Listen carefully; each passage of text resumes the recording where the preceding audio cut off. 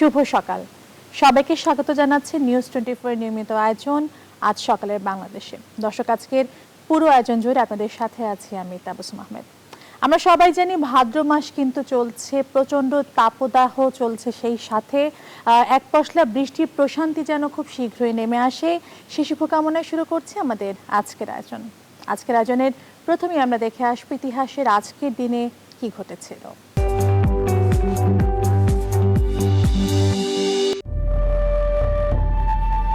আজ রবিবার 22 আগস্ট 2021, 7 ভাদ্র 1428, 12 মহরম 1443 হিজরি। ইতিহাসের আজকের দিনে 1910 সালে জাপান কোরিয়াকে চুক্তির মাধ্যমে অন্তর্ভুক্ত করে নেয় এবং এভাবে চলতে থাকে দ্বিতীয় বিশ্বযুদ্ধ পর্যন্ত। বিবিসি প্রথম নিয়মিত টিভি সম্প্রচার শুরু করে আজকের দিনে 1932 সালে। আজকের দিনে 1942 সালে ব্রাজিল জার্মানি ও ইতালির বিরুদ্ধে যুদ্ধ ঘোষণা করে। জার্মান নাজি বাহিনী স্তালিনগ্রাদে অবরোধ করে আজকের দিনে 1942 সালে। 1944 সালের আজকের দিনে দ্বিতীয় বিশ্বযুদ্ধে সোভিয়েত ইউনিয়ন রোমানিয়া দখল করে। ইতিহাসের আজকের দিনে নেপচুন গ্রহে প্রথম বলয় দেখতে পাওয়া যায় 1989 সালে। আমেরিকান গায়ক, গীতিকার, পিয়ানোবাদক ও প্রযোজক টোরি আমস জন্মগ্রহণ করেন আজকের দিনে 1963 সালে। 1971 সালের আজকের দিনে ইংরেজ অভিনেতা রিচার্ড আর্মিটাগে জন্মগ্রহণ করেন। আজকের দিনে 1991 সালে ইতালিয়ান ফুটবলার ফেদেরিকো মাচেডা জন্মগ্রহণ করেন। ইতিহাসের আজকের দিনে নরওয়েজীয় গণিতবিদ, কম্পিউটার প্রোগ্রামিং ভাষা মুঘল ও রাজনীতিবিদ ক্রিস্টেন নাগার্ড মৃত্যুবরণ করেন 2002 সালে। দর্শক, প্রথমেই জানিয়ে দিতে চাই বাংলাদেশ প্রতিদিনের শিরোনাম। তারা শিরোনাম করেছে সারা দেশে ভেজাল ওষুধের ছড়াছড়ি, আয়ুর্বেদিকের নাম করে কারখানা, মডেল ফার্মেসি কেবল নামেই। এছাড়া শিরোনাম রয়েছে বরিশালে উত্তেজনা অব্যাহত। ডেঙ্গু নিয়ে শিরোনাম করেছে বাংলাদেশ প্রতিদিন, সেটি হলো উদ্বেগ বাড়াচ্ছে ডেঙ্গু। এছাড়া আফগানিস্তানে বাড়ছে তালেবান বিরোধিতা, এমন একটি শিরোনামও রয়েছে বাংলাদেশ প্রতিদিনে। দর্শক, এবার একটু কালের কণ্ঠের দিকে নজর দিতে চাই। কালের কণ্ঠ শিরোনাম করেছে মুখোমুখি বরিশালে মিট মাটের চেষ্টা। এছাড়া শিরোনাম রয়েছে মানুষের কল্যাণের জন্য আল্লাহ বাঁচিয়ে রেখেছেন, সাক্ষাৎকারে প্রধানমন্ত্রী। আরেকটি শিরোনাম যদি জানাতে চাই, আইসের রমরমায় ভয়াবহ ক্ষতিতে সেবিরা। প্রথম আলোর শিরোনাম জানাচ্ছি দর্শক, তারা শিরোনাম করেছে মানুষের কল্যাণের জন্য আল্লাহ হয়তো বাঁচিয়ে রেখেছিলেন, বলেছেন প্রধানমন্ত্রী। এছাড়া শিরোনাম রয়েছে পরিমণির জন্য ন্যায় বিচার চাইলেন শিল্পী নির্মাতারা। সমকালের শিরোনাম জানাচ্ছি দর্শক, তারা শিরোনাম করেছে মেয়র সাদিক কোণঠাসা প্রশাসন ও কাঠগড়ায়। এছাড়া শিরোনাম রয়েছে তখনকার সরকারের সহযোগিতা ছাড়া গ্রেনেড হামলা হতে পারে না, 21 আগস্টের আলোচনায় প্রধানমন্ত্রী। ডেলি সান রয়েছে পর আমার কাছে, তারা শিরোনাম করেছে Allah kept me alive for welfare of people, PM. এছাড়া শিরোনাম রয়েছে country sees lowest corona deaths in 2 months। The daily স্টারের শিরোনাম জানাচ্ছি দর্শক, শিরোনাম করেছে তারা do users really need dose. এছাড়া শিরোনাম রয়েছে Taliban cofounder now in Kabul. বাংলানিউজ24.com রয়েছে আমার কাছে দর্শক, এবার তারা শিরোনাম করেছে চট্টগ্রাম সিলেটে ভারী বর্ষণের আভাস। এছাড়া শিরোনাম রয়েছে 18 বছরের কম বয়সীদের এনআইডি আলোচনায় ইসি। দর্শক, সবশেষ দেশের বাইরে থেকে দ্য নিউ ইয়র্ক টাইমস রয়েছে আমার কাছে, তারা শিরোনাম করেছে Talibans leader in Kabul for talks to form government. দর্শক, এই ছিল মোটামুটি ঢাকা থেকে এবং দেশের বাইরে থেকে প্রকাশিত কিছু সংবাদপত্রের প্রধান প্রধান শিরোনামগুলো। আমরা এবার চলে যাব পর্যালোচনায়। যুক্ত হচ্ছেন আমাদের সাথে সিনিয়র সাংবাদিক মাসুদ করিম। মাসুদ করিম, আপনাকে স্বাগত জানাচ্ছি আমাদের আজকের আয়োজনে। জি, আপনি নিশ্চয়ই শুনছিলেন আমি শিরোনামগুলো পড়ছিলাম। প্রথমেই আমি বাংলাদেশ প্রতিদিনের শিরোনাম ধরে আসতে চাই। তারা শিরোনাম করেছে সারা দেশে ভেজাল ওষুধের ছড়াছড়ি, আয়ুর্বেদিকের নাম করে কারখানা, মডেল ফার্মেসি কেবল নামেই। একে তো দেশে করোনার একটা বিপর্যয় চলছেই, কিছুটা আমরা সামলে উঠেছি। এই ভেজাল ওষুধ এটি আসলে নতুন কিছু না, কিন্তু এই মুহূর্তে এটি আরো অনেক বেশি আতঙ্কিত হওয়ার একটি উপায় কারণ আমরা বলতে পারি। আপনি কি বলবেন এ ব্যাপারে? আমি যেটা বলবো সেটা হলো যে বাংলাদেশ শুধু না, সারা বিশ্বের মধ্যে এখন একটা জনস্বাস্থ্যের সংকট চলছে। আমরা লক্ষ্য করছি যে গত 1.5-2 বছর ধরে যখন থেকে একটা মহামারী চালু হয়েছে বা পৃথিবীতে, এবং যেটার প্রভাব বাংলাদেশে পড়েছে, বাংলাদেশে বহু মানুষ মারা গেছেন, অনেকে আক্রান্ত আছেন। এখন পর্যন্ত আমাদের পরিস্থিতি উদ্বেগজনক অবস্থার মধ্যেই আছে। এই সময়ে মানুষের বিরাট প্রায়োরিটি, মৌলিক যেগুলি চাহিদা, তার মধ্যে একটা হলো স্বাস্থ্য বা জনস্বাস্থ্যকে সঠিকভাবে রাখা। জনস্বাস্থ্যকে ঠিক রাখার জন্য অনেকগুলি উদ্যোগের একটা বড় বিষয় হলো তার যে চিকিৎসা ব্যবস্থাকে ঠিকভাবে করা বা ব্যবস্থা করা, সেটা মানুষের অধিকার। এখন সেইখানে যে ভেজাল ওষুধের কথাটা আসছে, হ্যাঁ, আপনি বললেন যে জিনিসটা নতুন কিছু নয়, কিন্তু আমি অবশ্যই বলবো যে এটা এখন মানুষের মধ্যে বিরাট ভাবে একটা মানে দুশ্চিন্তার কারণ বা উদ্বেগের কারণ হয়েছে, এবং এটা দিনের পর দিন বাড়ছে। এবং এটার মূল কারণই হলো যে এই জিনিসগুলি তদারকি করার মতো পর্যাপ্ত লোক, মানুষকে, যাদের তদারকি করার কথা সংশ্লিষ্ট কর্তৃপক্ষ, সেই কর্তৃপক্ষগুলোকে সক্রিয় দেখা যাচ্ছে না। আমাদের স্বাস্থ্য খাতের যে নানা রকম দুর্নীতি এবং অনিয়মের খবর এই মহামারী শুরু হওয়ার পর থেকে এসছে, এই যে তদারকি স্বল্পতা বা তদারকি না করা, এবং এটা রিলাক্টেন্ট থাকা এই ব্যাপারে, যে এই ধরনের ভেজাল ওষুধ থাকা সত্ত্বেও, কিংবা আরেকটা জিনিস আপনি লক্ষ্য করুন যে ভেজাল ওষুধের মধ্যে আবার দামের ক্ষেত্রেও কিন্তু ওষুধের কোন রকম নিয়ম নীতিমালার বালাই নেই। আপনি যেটা বললেন যে মডেল ফার্মেসি গুলিও কিন্তু সেই একই ধাঁচে চলছে, যে উদ্দেশ্য নিয়ে সেই ফার্মেসি গুলি করা হয়েছিল সেই ধাঁচগুলি করা হচ্ছে না। তো আমরা আশা করব যে ভবিষ্যতে মানুষের উদ্বেগের কথা চিন্তা করে সরকার এবং সংশ্লিষ্ট কর্তৃপক্ষ এই ব্যাপারে নজর দেবেন, কারণ এটা আমাদের জরুরি, জীবন মৃত্যুর প্রশ্ন এর সঙ্গে জড়িত রয়েছে। ওষুধ একটা জিনিস যেটা একেবারে খুবই একটা আর্জেন্ট বিষয়, যা এটাকে অবহেলা করা কোন অবস্থাতেই সঠিক কাজ নয়। জি, আপনার সাথে আমরাও একই আশা করি যে সংশ্লিষ্ট যারা আছেন তারা যেন এই মহামারীর সময়টিকে আর বাড়তে না দিয়ে যেটা এটি আরো সমাধানের দিকে যায় সেই চেষ্টা করবেন। আমরা যেহেতু মহামারীর কথা বলছি, সেই ক্ষেত্রে আরেকটি ব্যাপার, আরেকটি ব্যাধি মহামারী আকার প্রায় ধারণ করছে, ডেঙ্গুর প্রকোপ প্রচন্ড হারে বেড়েছে এবং হাসপাতালগুলো কিন্তু একে তো করোনা, তার মধ্যে ডেঙ্গুর চিকিৎসা দিতে হিমশিম খাচ্ছে। আপনার কাছে কি মনে হচ্ছে, আমরা কি আসলে স্বাস্থ্য সেবা কিংবা আমাদের হাসপাতালগুলো সেই অবস্থায় আছে যে করোনার এত সংকটাপন্ন অবস্থার মধ্যে ডেঙ্গুর পর্যাপ্ত সেবা দেওয়ার অবস্থায় আমাদের হাসপাতালগুলো আছে কিনা? এটা হাসপাতালগুলোর পর্যাপ্ত সেবা দেওয়ার অবস্থা নাই, এই কথাটা ঠিক, কিন্তু এটা তো নতুন কিছু না। ডেঙ্গুটা কিন্তু আমরা সারা গত কয়েক বছর ধরে, ডেঙ্গুর আগে চিকনগুনিয়া এসেছিল, তাই মশক বাহিত রোগ। এই জিনিসটার জন্য যে সারা বছর ব্যাপী যে আমাদের যে পরিচ্ছন্নতার কাজ করা বা যে ধরনের উদ্যোগের কথা বিভিন্ন সময়, বিশেষ করে 2018 সালে যখন ব্যাপক ডেঙ্গু, প্রায় ঘরে ঘরে ডেঙ্গু দেখা দিয়েছিল, তখন কিন্তু সে একটা তালিকা করা হয়েছিল কিভাবে মশক নিধন করা যায়, কিভাবে স্বাস্থ্য পরিকাঠামো তৈরি করা যায়। তো 2018 সালে তো একটা সুবিধা ছিল যে এখানে কোনো মহামারী পরিস্থিতি ছিল না। এখন মহামারীর কারণে অধিকাংশ হাসপাতাল কোভিড করা হয়েছে, এবং কোভিড এর মধ্যে আবার যদি কারো ডেঙ্গু হয় তার তো কোনো অবস্থাতেই রক্ষা নেই।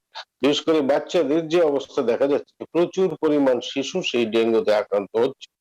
তো এখানেও তো আমি বলবো যে এখানে একটা সুশাসনের ব্যাপার, চিন্তার ব্যাপার। এখানে যারা সিটি কর্পোরেশন আছেন, এখানে তারা কি নাগরিকদের ইনভলভ করে সারা বছরই পরিচ্ছন্নতা অভিযান চালানো, যাতে মশার লার্ভা না থাকে, এবং এই ডেঙ্গু মশার ব্লিডিং ক্ষেত্র, আমি বলবো যে যে উৎপাদন ক্ষেত্র যাতে তৈরি না হয়, সেই ব্যাপারে সারা বছর যদি আমরা কাজ না করি, তাহলে এই সিজনে এসে সেটা সামলানো খুব কঠিন হয়ে যায়। আর এখন তো একটা ভয়াবহ পরিস্থিতি, এবং অনেক মানুষই কিন্তু হাসপাতালে যেতে চাচ্ছে না ডেঙ্গু আক্রান্ত হয়েও, কারণ সেখানে গেলে আবার তারা ভয়ের মধ্যে আছেন যদি সেখানে আবার করোনা ভাইরাস আক্রান্ত হন কিনা, কারণ সেখানে অনেক করোনা ভাইরাস রোগী আছেন, এবং এটা একটা ছোঁয়াচে রোগ। সেখান থেকে সংক্রমিত হলে রোগী বা তার রোগীকে যারা দেখাশোনা করেন তারা সংক্রমিত হলে সেখানে কিন্তু আরেকটা নতুন সংকটের সৃষ্টি হয়। এই জন্য এই বছর মানে ডেঙ্গুর ব্যাপারটা একটা ভয়াবহ আকারে দেখা দিচ্ছে। তো আমরা আশা করব যতটা সম্ভব আমাদের অবকাঠামোর মধ্যে এটা একটা তাৎক্ষণিকভাবে ডেঙ্গুর চিকিৎসাটা জরুরিভাবে নেওয়ার ব্যবস্থা করা এবং দীর্ঘমেয়াদী পরিকল্পনা গ্রহণ করা। কারণ এই ডেঙ্গু কিন্তু বারবারই ঘুরে ফিরে আসবে যতক্ষণ না পর্যন্ত আমরা একটা পরিষ্কার পরিচ্ছন্ন নগরী আমরা উপহার দিতে পারছি। সুতরাং এখানে একটা সমন্বয়ের ব্যাপারও আছে। একটা সিটি কর্পোরেশন গুলি এবং স্বাস্থ্য বিভাগ সবাই যদি সমন্বিতভাবে কাজ করেন এবং এই কাজগুলিতে আবার যদি জনগণকে সম্পৃক্ত করতে পারেন তাহলে হয়তো আমরা কিছুটা সাকসেস দেখতে পাবো। ধন্যবাদ। মাসুম করি, আপনি সমন্বয় হয়ে কাজ করার কথা বলছেন। আমরা কিন্তু বর্তমানে বেশ মশক নিধনের ক্ষেত্রে বেশ কার্যকলাপ মেয়রের পক্ষ থেকে হোক, সিটি কর্পোরেশনের পক্ষ থেকে হোক দেখছি। আপনার কাছে কি মনে হচ্ছে এত বছর ধরে এই যে ডেঙ্গুর যে মশাবাহিত যে রোগ, এটি আমরা পুরোপুরি না হলে বেশ কিছু অংশ খুব একটা ভাবে সামাল দিতে পারেনি। এখন যে কার্যক্রমগুলো নেওয়া হচ্ছে আপনার কাছে কি মনে হচ্ছে এগুলো কি পর্যাপ্ত? আসলে কি আমরা ডেঙ্গু কিংবা মশাবাহিত রোগ মুক্ত বাংলাদেশ দেখতে পারবো কিনা? এটা অবশ্যই পর্যাপ্ত না, কারণ ঢাকা শহরের জনসংখ্যা যে পরিমাণ আছে সিটি কর্পোরেশনের ক্যাপাসিটি সেই পরিমাণ নাই এবং মশক নিধনে আমরা যে পরিমাণ মানে অনিয়ম দুর্নীতি অর্থের তছরূপের কথা শুনি সেটাও কিন্তু এটার জন্য একটা বড় প্রতিবন্ধক। আরেকটা ব্যাপার হলো যে আপনি যেটা বললেন যে এখন হচ্ছে, এখন হলে চলবে না, সারা বছরই চালাইতে হবে। মানুষকে 1 মিনিটে বা 1 দিনে বা 7 দিনে বা 10 দিনে সচেতন করা যায়। সারা বছরই যে পরিচ্ছন্নতার অভিযানটা এবং মানুষকে সম্পৃক্ত করে, যেমন আপনি আমাদের এখানে যদি বাড়িতে যদি আমি একটা পানি রাখি জমে থাকে 3 দিনের বেশি পানি, এটা আমরা জানি যে পরিষ্কার পানিতে এসির পানিতে এগুলি এই সমস্ত এই এডিস মশা যারা ডেঙ্গু জীবাণু ছড়ায় এরা এখানে মানে উৎপাদন করে। এই পানিটা যদি আমি আমার পরিবার থেকে নাশ করাই তাহলে সিটি কর্পোরেশন তো এটা দেখবে না, এসে যে দেখে খুঁজে বের করবে না। তবে এটা তো আমার নাগরিকের একটা দায়িত্ব আছে। প্রশ্ন হলো যে নাগরিক তার দায়িত্ব পালন করছে কিনা, সেই ব্যাপারে নাগরিককে উদ্বুদ্ধ করার দায়িত্ব আবার সিটি কর্পোরেশনের আছে, সরকারের আছে এবং অন্যান্য যারা আছে সবার আছে। তো আমি মনে করি যে এই যে একটা ডেঙ্গুর মহামারীতে আমাদের যে করণীয়, সেই নাগরিকদের করণীয় সম্পর্কে সিটি কর্পোরেশনের সামর্থ্য অনুযায়ী তারা চেষ্টা তো করছে, আমি বলবো করছে না সেটা আমি বলবো না, কিন্তু আমি বলবো এটা পর্যাপ্ত না। কারণ আমাদের এই ঢাকা শহরটা আপনি যদি মানে কলকাতার কথা চিন্তা করেন সেখানে তারা সাকসেস হয়েছে কারণ তারা এনে রাজনৈতিক কর্মী, তারা সেখানে সিটি কর্পোরেশন বা তারা হেলথ বিভাগ সবাই মিলে একটা বছর ব্যাপী নানা কর্মসূচি পালন করছে এবং মানুষের দুয়ারে দুয়ারে যাচ্ছে, এতে করে মানুষ সচেতন হচ্ছে। কিন্তু আমাদের এখানে লোক বলো সেরকম নাই, সদিচ্ছাটাও কিছু হয়তো আছে, পর্যাপ্ত না। আর এখানে জনসংখ্যা অনেক বেশি। সুতরাং আমি মনে করি যে একটা দীর্ঘমেয়াদী পরিকল্পনা নেওয়া উচিত। এবার হয়তো আমরা আর এটা তাৎক্ষণিক যদি আমরা সবাই জরুরি ভিত্তিতে কাজ করি হয়তো আমরা কাটিয়ে উঠতে পারবো কিছুদিন পরে মৌসুম শেষ হয়ে গেলে। কিন্তু জি আমাদের এই মৌসুমটা শেষ হয়ে গেলে আমরা স্থগিত যেতে না হয়ে যায় এবং লং টার্ম একটা প্রসেস শুরু করা যায়, সেটাই হলো গুরুত্বপূর্ণ বিষয়। জি, ধন্যবাদ মাসুম করিম। আমি করোনার বিষয়ে আবার ফিরে আসতে চাই, করোনার টিকা নিয়ে কথা বলতে চাই। সমকাল শিরোনাম করেছে টিকা পাবেন 18 বছর বয়সী শিক্ষার্থীরা এবং বাংলানিউজ24.com-এ আছে 18 বছরের কম বয়সীদের এনআইডি আলোচনায় ইসি। আমি জানতে চাচ্ছিলাম যেহেতু শিক্ষার্থীদের অনেক বড় একটি গ্যাপ হয়ে গেছে সেক্ষেত্রে শিক্ষা প্রতিষ্ঠানগুলো চালু করার জন্যই এই উদ্যোগ যে 18 বছর বয়সে যারা শিক্ষার্থী আছেন তাদের টিকা দেওয়া হবে, কিন্তু এনআইডিটা লাগবে। এই যে এনআইডি করাটা কিন্তু সময় সাপেক্ষ ব্যাপার। তো এখন যদি আমরা শিক্ষার্থীদের টিকা দিতে চাই সেক্ষেত্রে এনআইডি করা নতুন আরেকটা বলতে গেলে একটু ভেজালই হয়ে যাবে, কারণ অনেক সময় সাপেক্ষ ব্যাপার। আপনার কাছে কি মনে হচ্ছে আসলে ভালোর কিছু চিন্তা করতে গিয়ে আমরা আবার নতুন একটা কিছু সময় সাপেক্ষ সমস্যা টেনে আনছি কিনা? শিক্ষা প্রতিষ্ঠানগুলি তো আমাদের আপনারা লক্ষ্য করেছেন যে আমাদের এই যে কোভিড এর কারণে যত রকম ক্ষতি হয়েছে বাংলাদেশের, তার অর্থনৈতিক ক্ষতি হয়েছে, এটা সব দেশেই হয়েছে, আমি কম শুধু বাংলাদেশে বলবো না, সব দেশেই খুব ক্ষতি হয়েছে, বিশেষ করে প্রচুর মানুষ মারা গেছেন, এটাও একটা বিরাট ক্ষতি। মানে এটা কিন্তু সবচেয়ে আমার দৃষ্টিতে একটা বড় ক্ষতি মানে মানে সেটা হলো শিক্ষা ক্ষতি। কারণ শিক্ষা ব্যবস্থাটা এমন একটা জিনিস যেটা ভবিষ্যতের জন্য প্রয়োজন। আজকের শিশুরা যদি লেখাপড়া না করে, এটা কিন্তু আজকে আমরা টের পাবো না, ভবিষ্যতে আমরা টের পাবো, কারণ এই দেশে একটা অযোগ্য জনগোষ্ঠী গড়ে উঠবে যারা দেশ শাসন করবে, বা দেশের মানুষের জন্য এটা আমাদের দেশের ভবিষ্যৎটা অন্ধকারে নিপতিত হবে। সেই জন্য শিক্ষাটাকে যে পরিমাণ পরিচর্যা করা দরকার ছিল, বা যেভাবে বিকল্প ব্যবস্থায় কিছু করা দরকার ছিল, আমার মতে এই কোভিড কালে সেই ব্যাপারে মানে উদ্যোগটা মানে খুবই রিলাক্টেন্ট, মানে আমি বলবো যে নির্বিকারই ছিল বলতে গেলে। এবং বাচ্চাদের নিয়ে যে পরিমাণ দুশ্চিন্তার মধ্যে অভিভাবকরা আছে, সেটা তো আমরা সবাই দেখতে পাচ্ছি। তো এখন একটু বিশ্ববিদ্যালয়গুলি খোলা বা কলেজগুলি খোলা, বা ধরেন প্রাইমারি স্কুল খুলতে গেলে শিক্ষকদের যে টিকাদান, এরকম 18 বছরের একটা করার ব্যাপারটা যে সরকার চিন্তা ভাবনার মধ্যে করেছে, সেটার সঙ্গে আবার আইডি কার্ডের একটা ব্যাপার যুক্ত করা হয়েছে, কারণ আইডি কার্ডটাও এখানে জরুরি আছে। কিন্তু আমার মনে আপনি যেটা বললেন যে অনেকের আইডি কার্ড নাই, এটাও সত্য কথা। তো সেক্ষেত্রে আমার মনে হয় যে বিকল্প ভাবে বার্থ রেজিস্ট্রেশন কার্ড, কিংবা স্কুল কলেজ বা শিক্ষা প্রতিষ্ঠানগুলির যে কার্ড, বা একটা ফর্মুলা করতে হবে যাতে সবাই টিকাটা দেওয়া যায়। এবং টিকা দেওয়ার ক্ষেত্রে যে বিশৃঙ্খলা আমরা আগের দিনগুলিতে লক্ষ্য করেছি, বিশেষ করে গণটিকাটা যখন চালু করা হয়েছিল, সেই জিনিসটা যদি চলতে থাকে, তাহলে সেখান থেকেও কিন্তু আমাদের করোনা ভাইরাস ছড়াতে পারে, মানুষের দুর্ভোগ ছড়াতে পারে। কিন্তু টিকা দেওয়ার কোনো বিকল্প নাই। তাই আমরা আশা করব একটা ডিসিপ্লিন ওয়েতে, একটা স্থির সিদ্ধান্তে, কারণ বারবার সিদ্ধান্ত পরিবর্তনের ফলেও কিন্তু একটা বিশৃঙ্খলা হচ্ছে। তো আমরা মনে করি যে একটা সুচিন্তিত সিদ্ধান্ত নেওয়া, যাতে করে আমরা আমাদের এই মহামারীটাকে সমন্বিতভাবে মোকাবেলা করতে পারি। জি, ধন্যবাদ মাসুদ করিম, আপনাকে অসংখ্য ধন্যবাদ। আপনার মতো আমরাও আশা করি যেন যারা সংশ্লিষ্ট যারা আছেন তারা যেন একটা নির্দিষ্ট সিদ্ধান্ত নেন, যাতে বারবার সিদ্ধান্ত পরিবর্তনের কারণে আর ভোগান্তিতে না পড়তে হয়। আপনাকে অসংখ্য ধন্যবাদ আমাদের সাথে যুক্ত হওয়ার জন্য। দর্শক, আমাদের আজকের সংবাদপত্র পর্যালোচনায় যুক্ত হয়েছিলেন সিনিয়র সাংবাদিক মাসুদ করিম। আমরা এবার জানিয়ে নেব আজকের আবহাওয়া সংবাদ।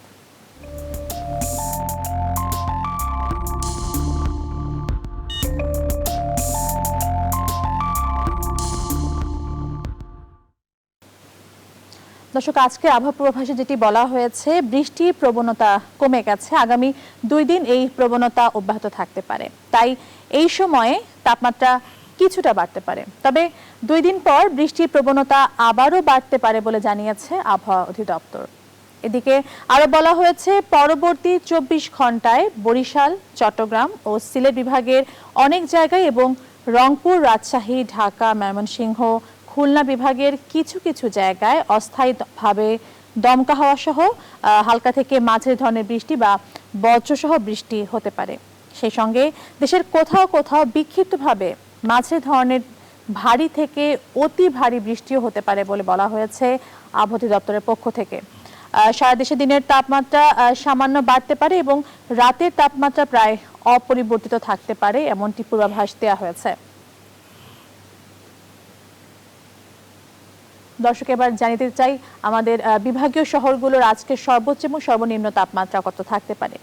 শুরুতেই জানাবো ঢাকা বিভাগীয় শহরগুলোর আজকের সর্বোচ্চ তাপমাত্রা থাকতে পারে 33.7 ডিগ্রি সেলসিয়াস এবং দিন শেষে সেই তাপমাত্রা নেমে হতে পারে 26.2 ডিগ্রি সেলসিয়াস। এবার চট্টগ্রাম বিভাগীয় শহরগুলোর তাপমাত্রার খবর জানাবো। সর্বোচ্চ তাপমাত্রা দেখাতে বলা হয়েছে 29.5 ডিগ্রি সেলসিয়াস এবং সর্বনিম্ন দেখাতে বলা হয়েছে 25.5 ডিগ্রি সেলসিয়াস। সিলেট বিভাগীয় শহরগুলোর সর্বোচ্চ তাপমাত্রা থাকতে পারে 31.5 ডিগ্রি সেলসিয়াস এবং সর্বনিম্ন হতে পারে 25.1 ডিগ্রি সেলসিয়াস। ময়মনসিংহে সর্বোচ্চ তাপমাত্রা হতে পারে আজকে 32.1 ডিগ্রি সেলসিয়াস এবং দিন শেষে সেই তাপমাত্রা নেমে হতে পারে 24.6 ডিগ্রি সেলসিয়াস। রাজশাহী বিভাগীয় শহরগুলোতে আজকে সর্বোচ্চ তাপমাত্রা থাকতে পারে 33.2 ডিগ্রি সেলসিয়াস এবং সর্বনিম্ন হতে পারে 24.9 ডিগ্রি সেলসিয়াস। 31.7 ডিগ্রি সেলসিয়াস সর্বোচ্চ তাপমাত্রা হতে পারে রংপুর বিভাগীয় শহরগুলোতে এবং সর্বনিম্ন হতে পারে 25.3 ডিগ্রি সেলসিয়াস। খুলনা বিভাগীয় শহরগুলোতে সর্বোচ্চ তাপমাত্রা আজ হতে পারে 30.4 ডিগ্রি সেলসিয়াস এবং সর্বনিম্ন হতে পারে 24.4 ডিগ্রি সেলসিয়াস। সর্বশেষ দর্শক, বরিশাল বিভাগীয় শহরগুলো আজকে সর্বোচ্চ তাপমাত্রা হতে পারে 31.4 ডিগ্রি সেলসিয়াস এবং সর্বনিম্ন তাপমাত্রা হতে পারে 25.6 ডিগ্রি সেলসিয়াস। দর্শক, এবার জানিয়ে দিতে চাই আজকের সূর্যোদয় এবং সূর্যাস্তের সময়সূচি। আজ সূর্যোদয় হয়েছে ভোর 5টা 35 মিনিটে এবং সূর্যাস্ত হবে 6টা 27 মিনিটে।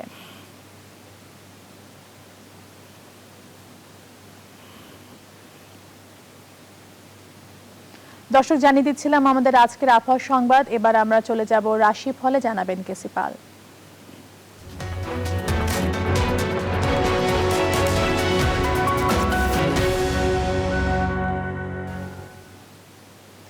কেসি পাল, আজকের রাশিফলে কি আছে আমাদেরকে জানাবেন।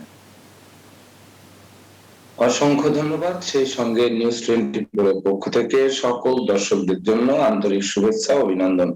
সর্বপ্রথম মেষ রাশির জাতক জাতিকা যারা আছেন তাদের জন্য আজকের দিনটিতে একটু বিশেষ সতর্ক থাকতে হবে, বিশেষ করে দাম্পত্য সুখ শান্তি প্রতিষ্ঠা বজায় রাখতে, এমনকি সহকর্মী ও অংশীদারদের সাথে সদ্ভাব বজায় রাখতে হবে। তবেই না কিন্তু দীর্ঘদিনের আটকে থাকা কাজ সচল হবে, এমনকি ব্যবসা বাণিজ্যের বহুল প্রচার ও প্রসারের দিকে ধাবিত হবে। অবশ্য গৃহবাড়ি অতিথি সমাগমে মুখর হয়ে থাকবে, যার ফলে আপনাদের অতিথি সেবায় ব্যস্ত হয়ে থাকতে হবে। তাছাড়া লৌকিকতায় ব্যয়ের মাত্রা বাড়তে পারে। এবার বৃষ রাশি জাতক জাতিকা যারা আছেন তাদের জন্য আজকের দিনটিতে গৃহবাড়িতে কোনো না কোনো মাঙ্গলিক অনুষ্ঠান অনুষ্ঠিত হতে পারে। বিবাহযোগ্য পাত্রপাত্রীদের বিবাহের কথাবার্তা পাকাপাকি হতে পারে, এমনকি কর্ম ব্যবসা বাণিজ্যে লাগাতার উন্নতি করতে থাকায় মন আনন্দে নাচতে পারে। অবশ্য অপরিচিত কাউকে আশ্রয় দেওয়া ঠিক হবে না। সেই সঙ্গে 2 চাকার বাহন বর্জন করতে হবে। অর্থকরী সতর্কতার সাথে নাড়াচাড়া করতে হবে। এবার মিথুন রাশির জাতক জাতিকা যারা আছেন তাদের জন্য আজকের দিনটিতে বিশেষ করে শূন্য পকেট পূর্ণ করে তুলবে, এমনকি ব্যবসা বাণিজ্যে মজুত মালের দাম ফুলে ফেঁপে উঠবে, যার ফলে ব্যাংক ব্যালেন্স বৃদ্ধি পাবে।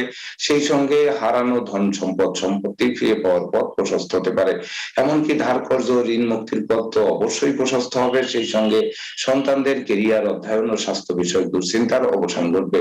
এবার কর্কট রাশির জাতক জাতিকা যারা আছেন, যারা মনোবল হারিয়েছেন, জনবল হারিয়েছেন, অর্থবল হারিয়েছেন, সেই সঙ্গে বন্ধুত্ব ভেঙে গেছে বা প্রেম ভেঙে গেছে, এই সকল কিছু ফিরে পাওয়ার পথ প্রশস্ত হবে। সেই সঙ্গে দূর থেকে আসা কোনো সংবাদ বেকার যুবক যুবতীদের মুখে হাসির ঝলক ফোটাতে পারে, এমনকি গৃহবাড়িতে নতুন আসবাবপত্র বস্ত্রালঙ্কার ও ইলেকট্রনিক সামগ্রীর পসরা সাজতে পারে। তাছাড়া শত্রুরা পরাজিত হতে বাধ্য হবে। এবার সিংহ রাশির জাতক জাতিকা যারা আছেন তাদের জন্য আজকের দিনটিতে আয় বুঝে ব্যয় করতে হবে। ব্যবসা বাণিজ্যে মন্দাভাব বিরাজ করতে পারে, দূর থেকে কোনো অপ্রিয় সংবাদ আসতে পারে, এমনকি পরিবারের কোনো বয়স্ক লোকের শরীর স্বাস্থ্য খারাপ হয়ে পড়তে পারে। এত দোষ সত্ত্বেও আপনাদের রাগ জেদ ক্রোধ অহংকার বর্জনের সাথে পরিশ্রমী মিতব্যয়ী কৌশলী ও সঞ্চয়ী হলে দিনটিতে উন্নতি একেবারে কম হবে না। এবার কন্যা রাশির জাতক জাতিকা যারা আছেন তাদের জন্য আজকের দিনটিতে বিশেষ করে পাওনা টাকা আদায় হতে পারে, দীর্ঘদিনের আটকে থাকা কাজ সচল হতে পারে, বিদেশে অবস্থানরত স্বজনদের স্বদেশ প্রত্যাবর্তনের পথ অচিরেই খুলতে পারে, এমনকি সম্ভাব্য ক্ষেত্রে পরিবারের ছোট্ট নতুন মুখের আগমন ঘটতে পারে। সেই সঙ্গে সবাই পারেন মন ধর্ম আধ্যাত্মিকতা এবং সৃজনশীল কাজবাজের প্রতি আকৃষ্ট হয়ে থাকবে। এবার তুলা রাশি জাতক জাতিকা যারা আছেন তাদের জন্য আজকের দিনটিতে বিশেষ করে কর্ম অর্থ সুনাম যশ প্রতিষ্ঠার জোয়ারে ভাসবে। সেই সঙ্গে প্রেম রোমান্স বিনোদন ভ্রমণ বিনিয়োগ বন্ধুত্ব শুভ ফল প্রদান করবে, এমনকি মামলা মোকদ্দমা কোর্ট কেসের রায় পক্ষে আসবে। সেই সঙ্গে হারানো ধন সম্পদ যেমন ফিরে পাবেন, তেমনি শিক্ষার্থীদের মনোবল 10 গুণ চাঙ্গা হয়ে উঠবে, এমনকি সদ্য সমাপ্ত শিক্ষার্থীদের কর্মপ্রাপ্তির বাসনা পূর্ণ করবে। এবার বৃশ্চিক রাশির জাতক জাতিকা যারা আছেন তাদের জন্য আজকের দিনটিতে ভাগ্য লক্ষ্মী প্রসন্ন হওয়ায় সফলতা আপনাদের দ্বারে এসে টোকা মারবে, যার ফলে মামলা মোকদ্দমায় জয়লাভ করতে পারেন, এমনকি দীর্ঘদিনের প্ল্যান প্রোগ্রাম আর স্বপ্ন সাত বাস্তবায়িত হতে পারে। এমনকি যারা লটারি জুয়ারে শেয়ার হাউজিং ব্রোকারি দালালি এবং কন্ট্রাক্টরি ব্যবসায় নিযুক্ত আছেন তাদের জন্য সুবর্ণ সুযোগ অপেক্ষা করতে পারে। এবার ধনু রাশির জাতক জাতিকা যারা আছেন তাদের জন্য আজকের দিনটিতে বিশেষ করে শুভ অপেক্ষা অশুভ ফল বেশি ঘটতে পারে। তাই তো অর্থকরী বিনিয়োগের ক্ষেত্রে সতর্ক থাকতে হবে। না বুঝে কোনো চুক্তি সম্পাদন বিনিয়োগ চেক স্ট্যাম্প প্রভৃতিতে স্বাক্ষর করা যাবে না। সেই সঙ্গে লম্বা দূরত্বের সফরে নিজের ড্রাইভ করা থেকে বিরত থাকতে হবে। মনে রাখবেন সংকটকালে বন্ধু বান্ধব আত্মীয় পরিজন কাউকেই কাছে না পাওয়ায় সত্যিকারের বন্ধুকে তার চোখে আঙ্গুল দিয়ে দেখিয়ে দেবে। এবার মকর রাশির জাতক জাতিকা যারা আছেন তাদের জন্য আজকের দিনটিতে বিশেষ করে বিবাহযোগ্য পাত্রপাত্রীদের বিবাহের কথাবার্তা পাকাপাকি হবে, এমনকি জীবন সাথী ও শ্বশুরালয় থেকে প্রচুর সহযোগিতা পেতে পারেন। সেই সঙ্গে যাদের জীবন সাথী ও জীবন সঙ্গীরা দীর্ঘদিন কর্মপ্রাপ্তির আশায় ঘুরপাক খাচ্ছেন তাদের কর্মপ্রাপ্তির বাসনা পূর্ণ করবে। সেই সঙ্গে গৃহবাড়ি অতিথি সমাগমে মুখর সুখকর হয়ে থাকবে, নিঃসন্তান দম্পতিদের কোল আলোকিত হতে পারে। এবার কুম্ভ রাশি জাতক জাতিকা যারা আছেন তাদের জন্য আজকের দিনটিতে দীর্ঘদিন ধরে যারা অসুস্থতায় ভুগছেন তাদের রোগ মুক্তির পথ প্রশস্ত হবে। শ্রমিক কর্মচারীদের মনে মালিক প্রীতি দেখা দেবে, কলকারখানার উৎপাদন ব্যবসা বৃদ্ধি পাবে, এমনকি ব্যবসা বাণিজ্যের গতিশীলতা বাড়বে, বই কি কমার সম্ভাবনা নেই। সেই সঙ্গে সন্তান সন্ততিরা কোনো না কোনো পুরস্কার পেতে পারে। এবার সর্বশেষ রাশি মীন রাশির জাতক জাতিকা যারা আছেন তাদের জন্য আজকের দিনটিতে বিশেষ করে পিতা মাতার কাছ থেকে ভরপুর সাহায্য পাবেন। সেই সঙ্গে কর্ম ও ব্যবসা বাণিজ্যে বাড়তি দায়িত্বভার বর্তাতে পারে। এই বাড়তি দায়িত্বভার অদূর ভবিষ্যতে পদোন্নতি বা স্থিত স্থানে বদলি, এমনকি কাঙ্ক্ষিত স্বপ্ন পূর্ণ করতে পারে। সেই সঙ্গে শত্রু ও বিরোধী পক্ষরা আপনাদের উন্নয়ন, প্রভাব প্রতিপত্তি এবং একাত্মতার বন্ধন দেখে অবশেষে লেজ গুটিয়ে নিতে বাধ্য হবে। তাছাড়া লৌকিকতায় যতটা ব্যয় হবে তার থেকে উপহার উপঢৌকনা দিয়ে অধিকপ্রাপ্ত হবেন। তবে সন্তানদের গতিবিধি এবং শরীর স্বাস্থ্যের উপর অবশ্যই তীক্ষ্ণ নজর রাখতে হবে। রাশিফল সংক্রান্ত তথ্য এ পর্যন্তই। কেসিপাল, আপনাকে অসংখ্য ধন্যবাদ। দর্শক, আজকে রাশিফল জানাচ্ছিলেন কেসিপাল। আজ সকালে বাংলাদেশে আমরা শেষ পর্যায়ে চলে এসেছি। আগামীকাল দেখা হবে ঠিক একই সময়। সেই পর্যন্ত ভালো থাকুন, সুস্থ থাকুন এবং অবশ্যই করোনা স্বাস্থ্যবিধি মেনে চলুন।